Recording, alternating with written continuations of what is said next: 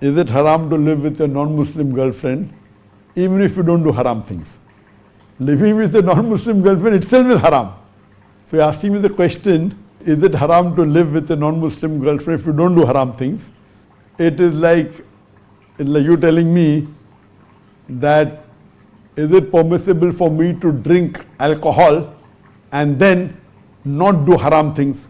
So you ask me the question, can I live with a non-Muslim girlfriend? Living with a nahmaram in Islam is haram. And then you will not do haram things, that's another thing. So it's like you're asking me, can I drink alcohol? And after drinking alcohol, I will not do haram things. So is it allowed for me to drink alcohol if I don't do haram things after drinking alcohol? And the answer is no, it's haram. Because drinking alcohol itself is haram. And after drinking, you may do something else, is secondary.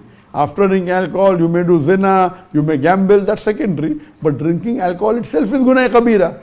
So similarly, staying with a non-Muslim girl, friend, who's a non-mahram, she's not your wife, she's not your sister, she's not your mother, she's a non-mahram to you. So staying with her itself is haram. Whether after that you do haram, whether you do zina with her or not after that, or that is secondary. But staying with a non-mahram girlfriend itself is haram. Whether after that you do haram or not, that is secondary.